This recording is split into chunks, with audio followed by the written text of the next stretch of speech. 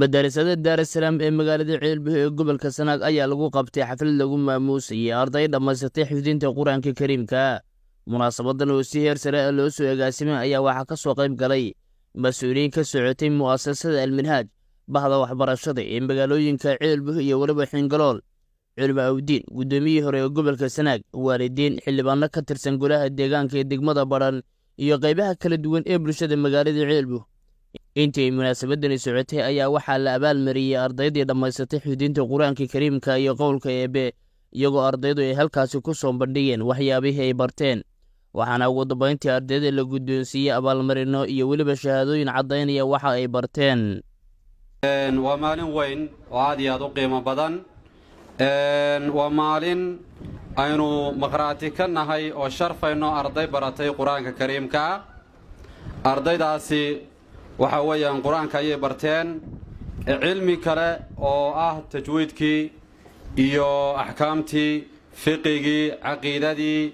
bayskooda hoose wax badan bay ka qaateen. sida idinka aad arkayseen oo war indhaa dhaamaa la yidhi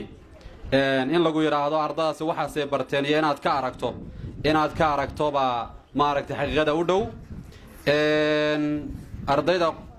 waxa weeyaan asaagooda way joogaan. waxa weeyaan sharafta maanta aynu siinayno maynu siin. sharafta waxaynu ku mutaysteen oo aynu ku siinaynaa waa Quraanka Kariimka. quraanku sharaf ayuu leeyahay. waxa weeyaan waa kalaamka Ilaahay subxaanahu wa ta'aala, Allihii ina abuuray, ina khalqay. marka waxa weeyaan aad iyo aad baan ugu faraxsanahay maanta inaan arko ardaydaas quraanka dhamaysay, cilmiga soo jeedinaysa, kutubta akhrinaya, ku luuqaynaya, maansooyin iyo gabayo Soomaaliya akhrinaya, kuwa kalena way noo dhiban yihiin. anoo soo ururinaya oo dugsigan Daarusalaam waxaa la aasaasay 2008 ayaa la aasaasay. arday badan baa ka qalin jabisay oo maanta culimo ah. waxaa farxada dhammaan ardayda iyo macadka macallimiinta wax u dhiga waa macallimiin wada jaamiciyiina oo jaamacada ka soo qalin jabiyey oo waxa weeye shahaado baaja haysta oo shareeca waxa weeyaan mastera qaarkood uu yahay. marka waxa weeyaan inay midhahan soo saaraan waxa uu sahlaya aqoonta iyagu ay leeyihiin. macadka iyo madrasadu way isku mataanan yihiin, waa laba mataana ah. ardaygu marka hore quraan ku dhameeyo wuxuu u gudbayaa macadka ayuu u gudbayaa. madrasadu waxay leedahay laba farac ay leedahay, faracan iyo farac magaalada ah oo Sheekh Maxamed Maxamuud Saciid uu maamulo ka yahay, oo ardayda ka qalin jabisay halka fadhida qaar ayna kala fadhiyaan. waxaan waalidiinta ku boorinayaa ardayda haddaynu idhaahno way qalin jabiyeen, quraankii bay dhameeyeen, micnaheedu maaha waxbarashadii baa dhammaatay. seeskii ayaa loo fadhiisiyey. waxbarashadii waa u harsan tahay. macadkii baa la furayaa sabtida. waa 21 arday oo wiilal iyo gabdho iskugu jira. 21ka arday insha Allah waalidka waxaan ku boorinaynaa ardaydaasi halka ay joogaan inaanay ka noqon, macadka inay yimaadaan oo halka looga sii wado insha Allah biidin Ilaahi tabaaraka wa ta'ala. waxaan leeyahay soo dhawaada marka koowaad iyo mar labaad. waxaan joognaa maanta runtii xafladii ugu qiimaha badneeday oo Alle subhanahu wa ta'ala kalaamkiisa kor loo qaadaya ayaa maanta joognaa. marka waxa weeye xafladda qiimaha mudan waa tan lagu soo qayb galo waxa ugu qiimo badan xafladda quraanka weyn. marka waxaan idin leeyahay soo dhawaada marhaban bikum xafladda quraanka. runtii ardayda hadmaan ku maamuusayno ku soo dhawaada. hadda halka uu gudbo dugsiga Daarusalaam waa dugsi weyn oo in muddo ah oo magaalada hormuud u ahaa oo iftiin u ahaa. hore arday badan oo aflaxday oo ka qalin jabisay, qaarkood maanta hadda macalin ay ku yihiin halka. marka dugsiga Daarusalaam magaalada Ceelbuhu aad iyo aad buu hormuud u yahay. inta ardaydan muuqday in badan maqanba waa hore ugu aflaxeen, haddana waa soo socdaan haddii Ilaahay subxaanahu wa ta'aala garabkeena galo. marka ardaydan waa dufcadii shanaad oo dugsiga Daarusalaam ka aflaxda hore arday badan ugu soo aflahay oo qaarkooda maanta maalin ay ka yihiin oo dugsigu waxay ka dhigayaan dugsiga inta uu ku kooban yahay dhan waa lagu dhigtaa dugsigu kan kali kuma koobana farac labaad buu leeyahay faraciisa labaad ayaa qaarkooda ku soo dhameeyeen ardayda waxay ku kooban yihiin dhowr iyo 20 runtii xafladaha la xaadiro ama laga qayb galo xafladda ugu qiimo badan baynu maanta fadhinaa waa xaflad lagu maamuusayo kitaabka ilaahay subxaanahu wa tacaala khayru jaliisin kitaabullah waa xaflad la xaadiratii ugu qiimo badnayd waayo waxaynu u fadhinaa hadal weyn maamuusidii qul huwa naba'un cadiim ilaahay subxaanahu wa tacaala waxa uu yidhi qur-aanku waa naba iyo war aada u weyn marka maadaama hadalku kooban yahay ardayda waa la dabaaldegayaa waa la damaashaadayaa fantasiyaha iyo damaashaadka waa kala qayb galaynaa iyo maamuusida waa idiin ducaynaynaa waa idiin baarigaynaa waxaan leenahay allah idin barakeeyo allah idin maamuuso allah idin sharfo dardaaran wixii la idin odhan lahaa waa la idin yidhi sii dadaala waxaan rabay marka kelmadda shukrinaqa iyo kelmadda ardayda inaan kelmad waalidka idhaahdo waalid ardayda idinkaa muraayad u ah ardaygu halkii uu ku tiirsanaa waa waalidka weliba khaasatan xadhkageel ma wada xidhaan anigu macallinna waanahay warbixinta ma qariyo waalidka hooyo ayaa lafdhabar u ah hooyaa na soo booqata hooyaa ilmaha naga waraysata hooyaa xafladaha qur-aanka u badan waxaa sharaf noo ah inaan maanta idinkala soo qayb galno xafladan lagu maamuusayo lagu takriiminayo ardayda dhammaystay kitaabkii ilaahay subxaanahu wa tacaala oo ah waxa la barto waxa ugu khayr badan runtii waxa ugu qaalisan oo waqti lagu bixiyo waxa ugu mudan waa kitaabka ilaahay subxaanahu wa tacaala qofkii kitaabka ilaahay subxaanahu wa tacaala la baro adduun iyo aakhira wuu badbaadayaa waxaan rabaa inaan dhaho kollay xafladdu waa duco iyo hambalyo inaan marka koowaad u ducayno ardaydaas ilaahay subxaanahu wa tacaala qur-aanka ay barteen qalbigooda allah ku sugo qalbigooda ilaahay subxaanahu wa tacaala ha geliyo kuwo aan sii dayn allaha ka dhigo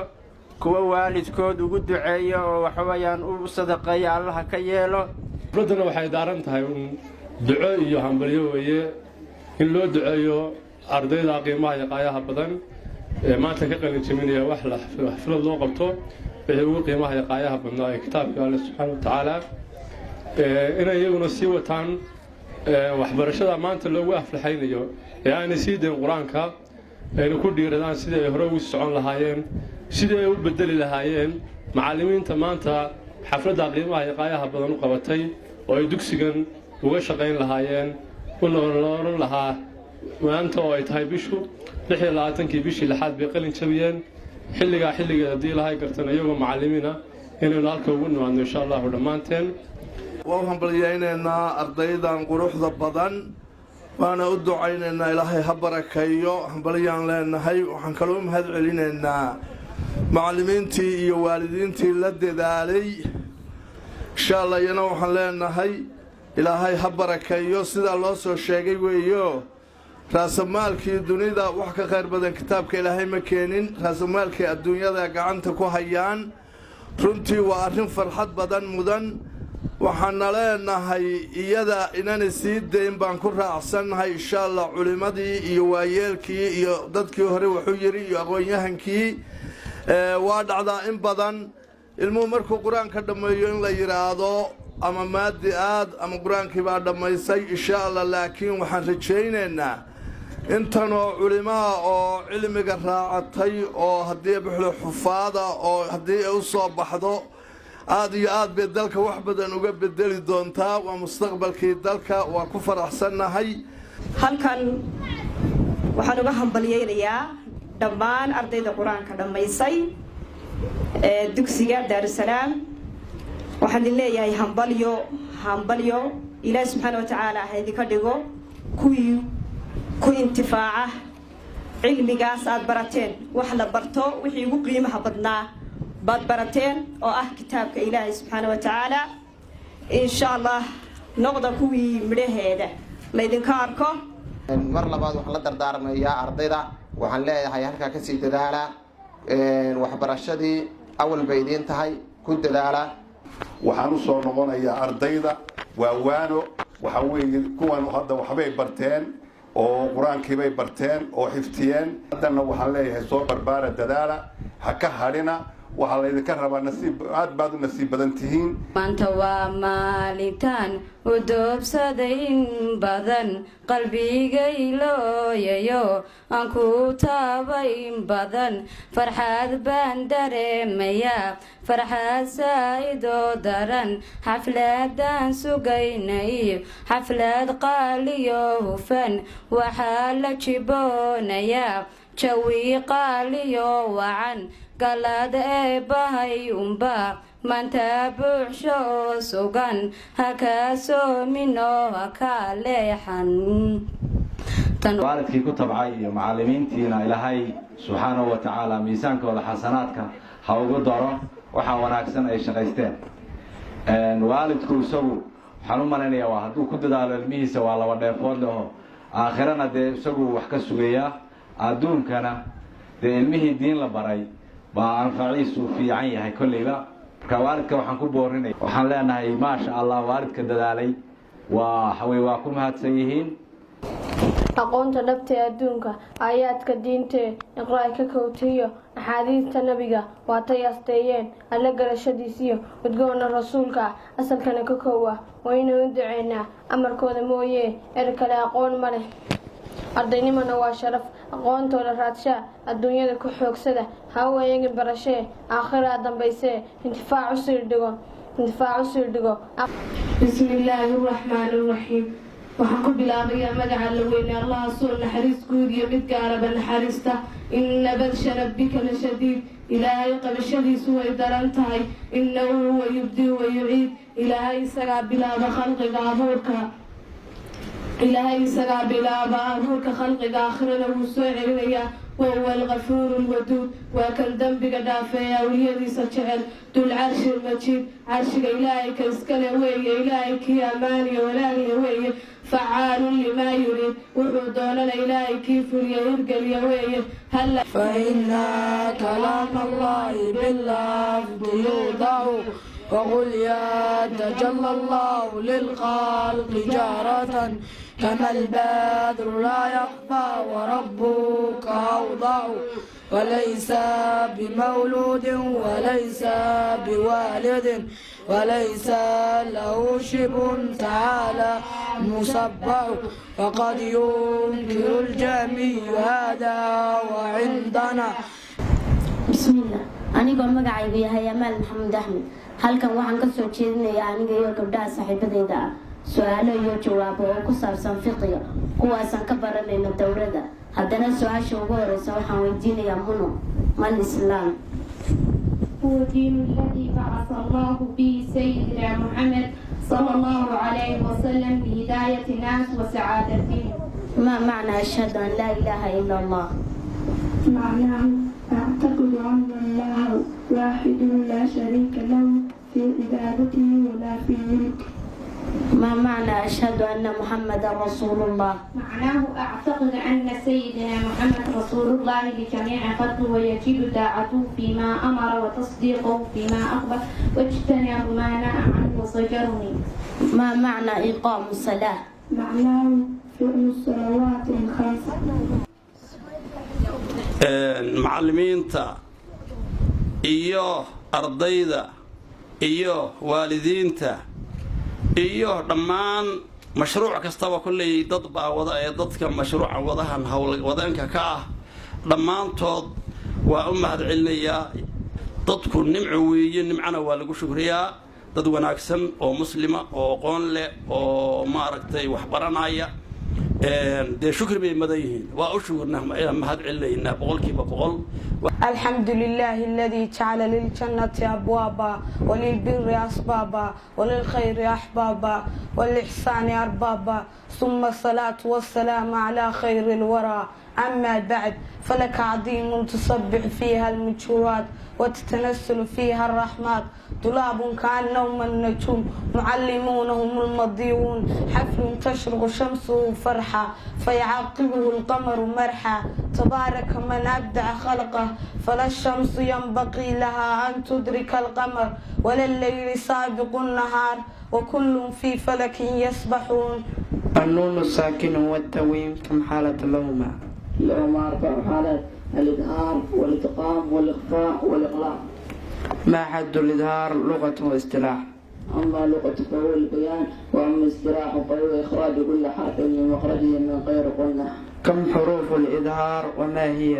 حروفه 6 وهي الهمسة والهاء والعين والحاء والغين والخاء، وجمعها بعضهم في أول كلمات أخذها كعلم حاسب غير قاصر. horta magacayga halka ka yeerayo waa runtiisa xilliba ahayd birman sheekh kaliya ka ahaa aagan marka maanta de waa aragtaan waa culimo waa imin soo weeye beriga ninka quraanka dhameeya tulud baa laga qaadan jiray macallimiintu wadaadku wuxuu qaadan jiray tulud baa lagu naamusi jiray hadduu ninku geel leeyahay qaalin baa laga qaadan jiray hadduu lo leeyahay qaalin lo ah haddii kalena wax tulud u dhigma baa macallinka la siin jiray. dabcan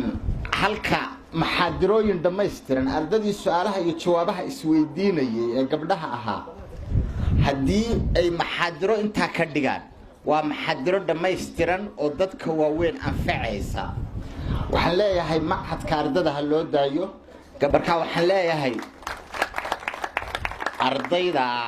machadka ha loo daayo waxay noqonayaan culimo dhammaystiran insha allahu waa idin hambalyeynayna waa idin ducaynaynaa